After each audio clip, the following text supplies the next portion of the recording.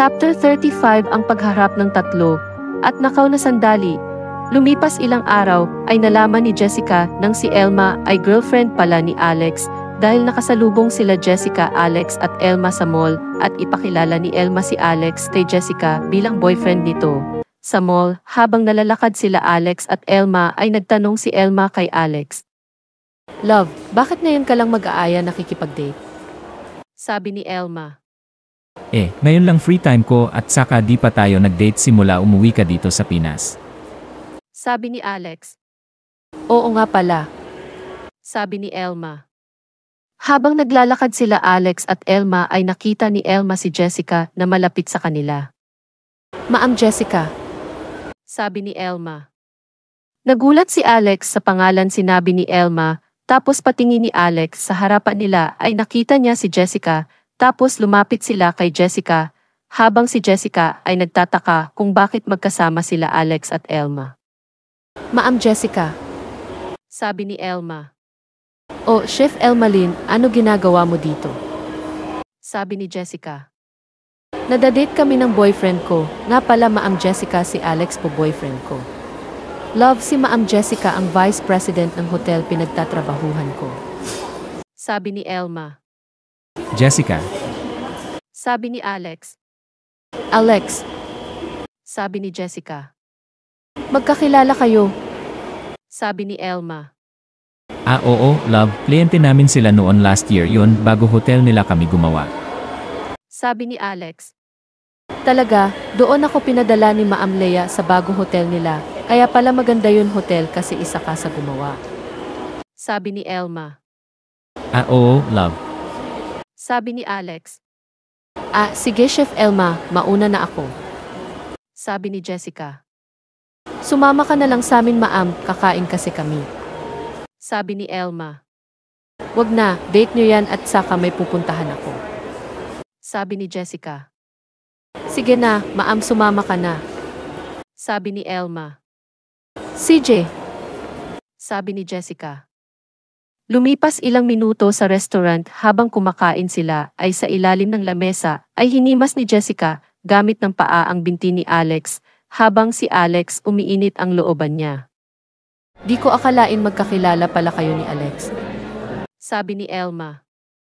"Oo, habang ginagawa yun hotel ay palagi ako pupunta doon kaya nakilala ko sila Alex at saka magaling engineer si Alex."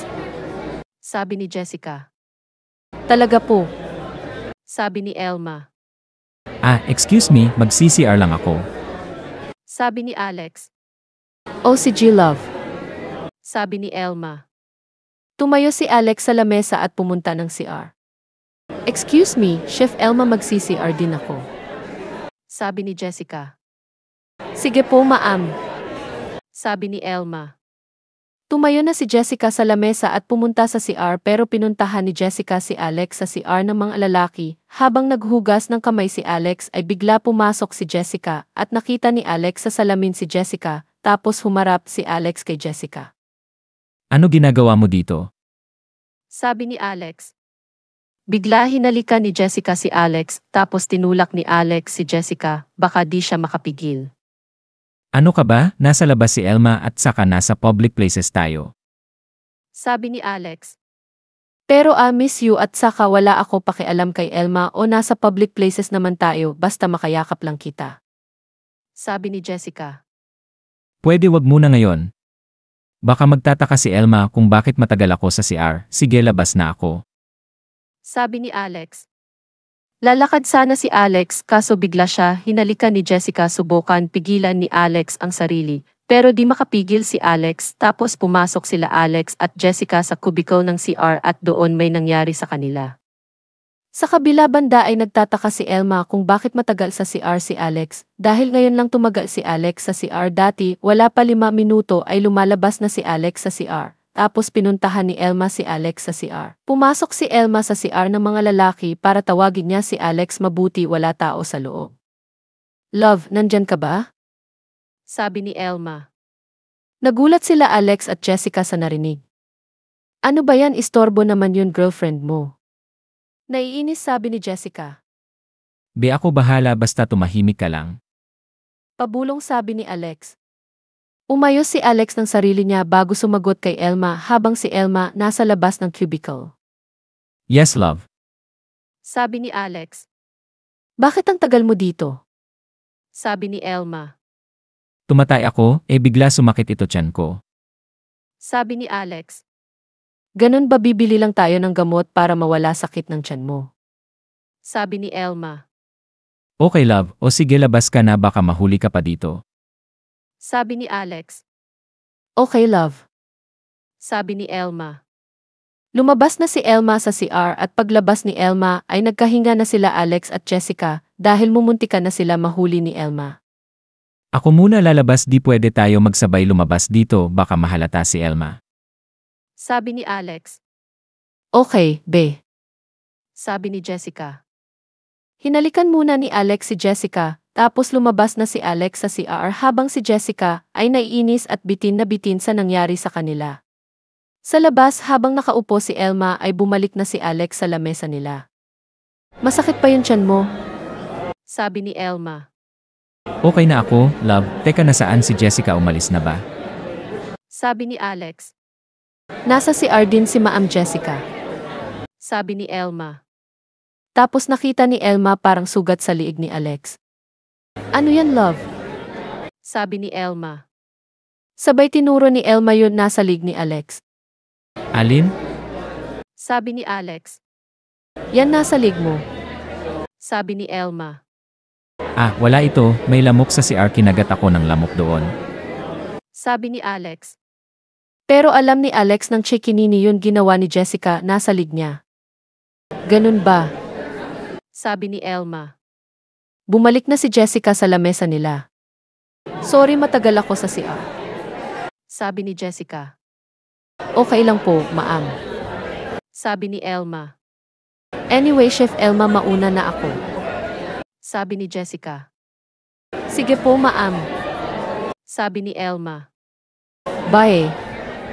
Sabi ni Jessica. Lumipas ilang oras ay habang nasa biyahe sila Alex at Elma ay napansin ni Elma na tahimik si Alex. Love, bakit tahimik mo, may problema ba? Sabi ni Elma. Wala, bakit? Sabi ni Alex. Napansin ko kasi mula nakita natin si Ma'am Jessica ay tahimik ka na. May problema ka ba sa kanya? Sabi ni Elma. Nainis si Alex kaya sinigawan niya si Elma. Sinabi wala, ba't ang kulit mo? Pasigaw ni Alex.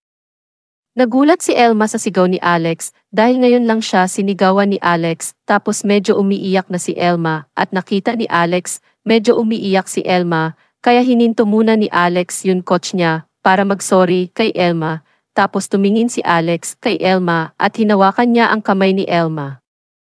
I'm sorry, love, di ko sinasadya sinigawan kita. Sabi ni Alex. Nagtatanong lang ako. Umiiyak, sabi ni Elma. Kaya sorry na, pagod siguro ako kaya kita sigawan, sorry, okay? Sabi ni Alex. Okay. Umiiyak, sabi ni Elma. Hinalikan ni Alex si Elma at niyakap niya nito. Kinabukasan sa site, habang nagtatrabaho sila Alex at Boom, ay sinabi ni Alex mga nangyari kahapon. Ano, boss ni Elma si Jessica? Sabi ni Boom. Oo, at saka pare, muntik na kami ni Jessica mahuli ni Elma. Sabi ni Alex. Bakit pare? Sabi ni Boom. Nag-sex kami ni Jessica sa CR. Sabi ni Alex. Iba klase ka rin, pare. Kahit kasama mo yun number 1 mo ay nakalusot ka pa, biruin mo nagawa mo pa nakipag-sex sa number 2 mo sa CR. Sabi ni Boom. Matigas ulo ni Jessica. Sabi ni Alex. O baka yun ulo mo sa baba ay matigas ulo, hahaha. Sabi ni Boom. Puro kakalokohan pare. Sabi ni Alex. Joke lang pare, ito seryoso, paano kung mahuli na kayo tuluyan ni Elma, ano gagawin mo, at saka sino pipiliin mo, si Elma totoo mo mahal, o si Jessica parausan mo? Sabi ni Boom. Napakaisip si Alex sa sinabi ni Boom. Ano gagawin ni Jessica ngayon nalaman na niya ng si Elma pala ang girlfriend ni Alex? Abangan ang susunod kabanata. Huwag niyo malimutan mag-like at mag-subscribe na sa channel ito, and thanks for watching. And abangan niyo pala Christmas special story handog ng Miss A. and para sa Pasko.